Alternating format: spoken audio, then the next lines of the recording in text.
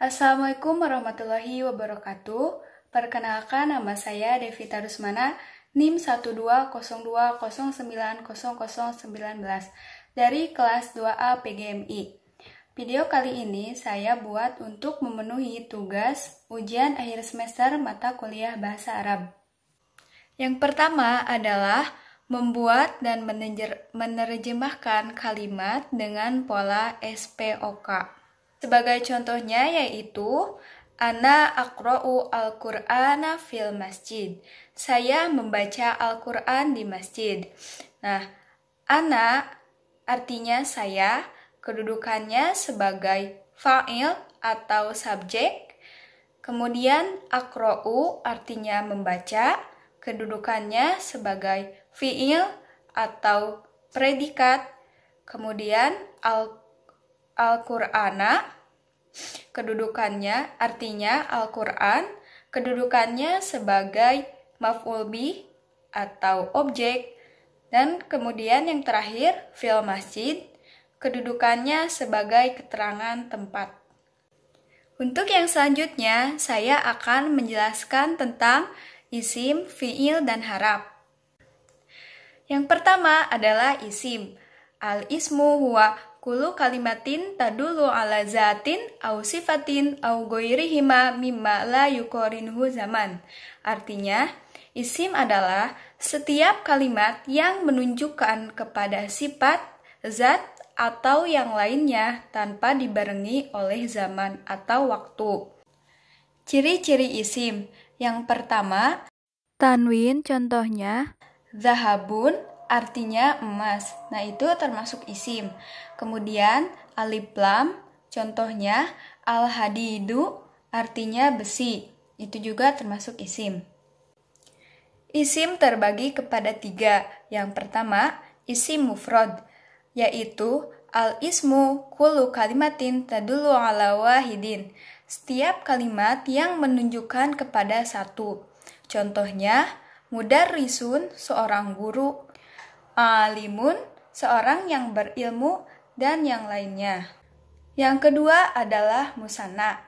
Musanna adalah kullu kalimatin tadullu ala tsnaini biziyadatin alifin wa nunin aw ya'in wa nunin fi akhiriha.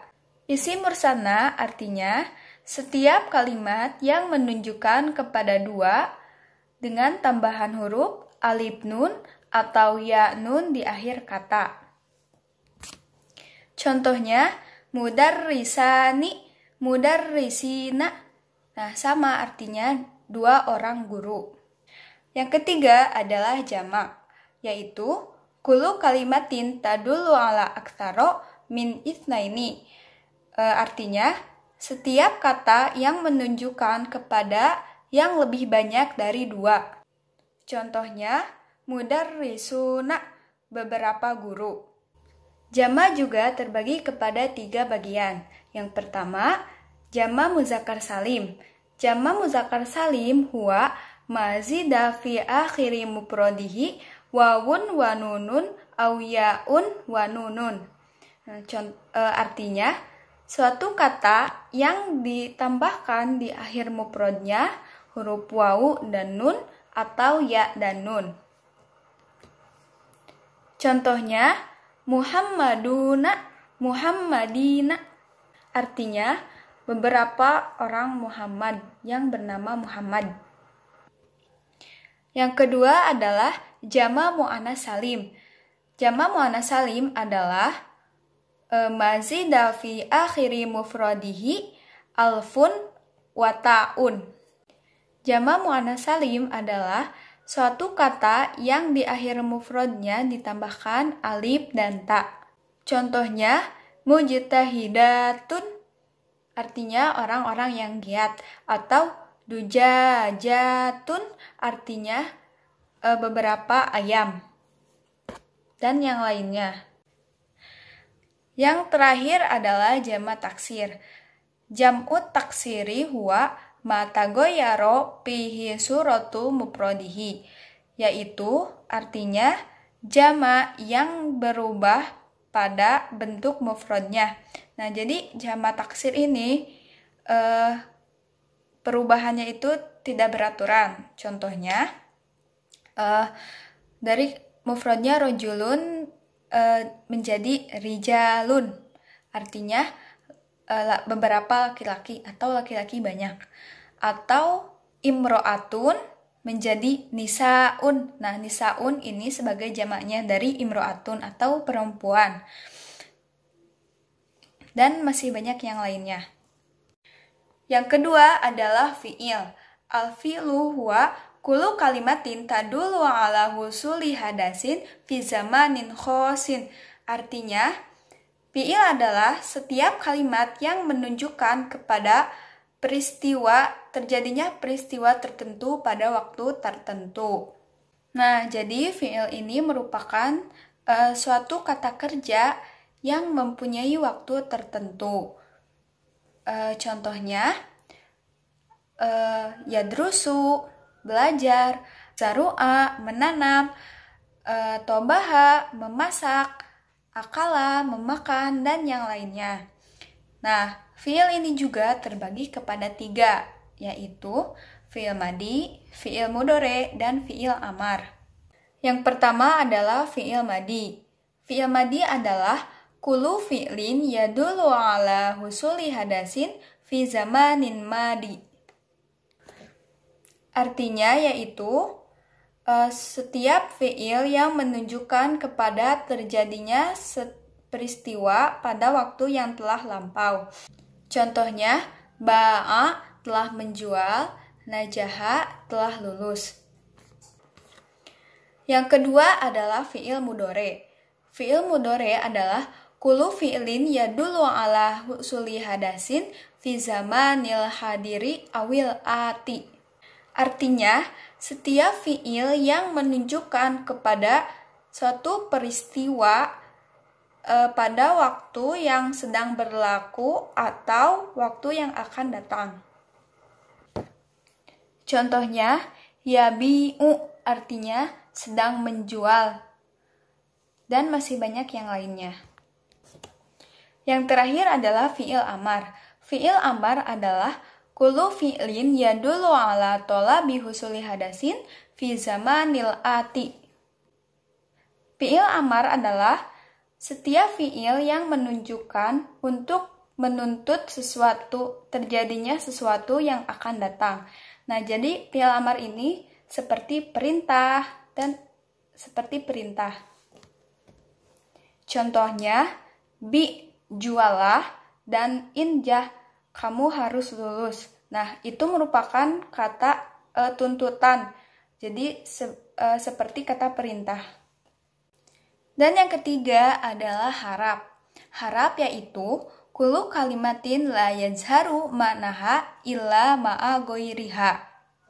Artinya adalah setiap kalimat yang tidak jelas artinya kecuali dibarengi dengan kata tertentu.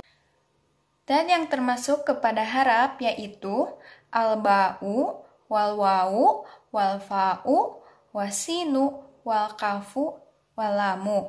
Nah, contoh dalam kalimat seperti fil masjid. Nah, fi ini harus bersanding dengan masjid atau kata yang lainnya karena tidak jelas maknanya jika berdiri sendirian. Jadi harus dibarengi dengan kata yang lainnya. Untuk yang selanjutnya, saya akan menjelaskan dan memberikan contoh fa'il, maf'ul, dan mubtada khobar. Yang pertama adalah fa'il.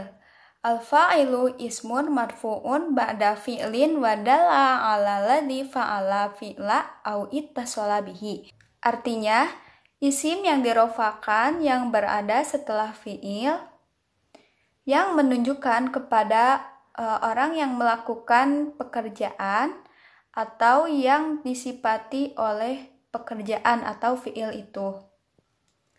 Singkatnya, fa'il itu adalah sebagai subjek atau pelaku. Yang selanjutnya adalah maf'ul bih. Al-maf'ulu bihi ismun mansubun waqa'a alaihi fi'lul fa'ili. Nah, jadi maf'ul bih itu merupakan isim yang dinasobkan yang merupakan suatu objek yang dikenai oleh pekerjaan itu isim, yaitu fa'il. Untuk kalimat yang pertama adalah contoh dari fa'il dan maf'ul, yaitu ana aqra'u al-kitaba. Ana kedudukannya sebagai fa'il, kemudian al-kitaba sebagai maf'ul bih. Artinya saya membaca kitab. Doroba asurtiyu asariko. Polisi memukul pencuri. Di sini fa'ilnya yaitu asurtiu atau pelaku. Kemudian asariko yaitu pencuri merupakan suatu objek atau objek dari pekerjaan si polisi tersebut. Yang selanjutnya adalah mubtada khobar. Mubtada adalah subjek kalimat berupa isim yang terletak di awal kalimat. Sedangkan khobar adalah predikat kalimat yang berfungsi untuk memberi kabar atau menjelaskan perilaku mubtada. Contohnya, ana azhabu ilal madrasah. Saya pergi ke sekolah. Ana merupakan isim yang berada di awal kalimat. Jadi ini kedudukannya termasuk kepada mubtada. Kemudian adhabu artinya pergi. Jadi kedudukannya sebagai khobar karena menjelaskan atau memberi kabar kepada perilaku si mubtada. Untuk yang terakhir adalah menyebutkan dalil dari berperilaku baik dalam kehidupan sehari-hari. Dalilnya yaitu surah Al-Baqarah ayat 83 yang berbunyi A'udzubillahi minasyaitonirrajim. Bismillahirrahmanirrahim. Wa id akhadna mitsaqa bani Israila la ta'buduna illallaha wa bil walidaini ihsana. Wa dzil qurba wal yatama wal masakini wa qulu linnasi husna wa aqimus sholata wa atuz zakah. Tsumma tawallaitum illa qalilam minkum wa antum mu'ridun. Artinya, dan ingatlah ketika kami mengambil janji dari Bani Israel, janganlah kamu menyembah selain Allah Subhanahu wa Ta'ala, dan berbuat baiklah kepada kedua orang tua, kerabat, anak yatim, dan orang-orang miskin. Dan bertutur katalah yang baik kepada manusia, laksanakanlah sholat, dan tunaikanlah zakat. Tetapi kemudian kamu berpaling atau mengingkari, kecuali sebagian kecil dari kamu, dan kamu masih menjadi pembangkang. Nah, dalam ayat ini kita diperintahkan untuk selalu berbuat baik, yaitu kepada orang tua, kepada kerabat, kepada anak yatim, kepada orang miskin. Itu merupakan perintah agar kita selalu berbuat baik kepada siapapun. Sekian dari saya, mohon maaf bila banyak kesalahan. Billahi taufiq wal hidayah. Wassalamualaikum warahmatullahi wabarakatuh.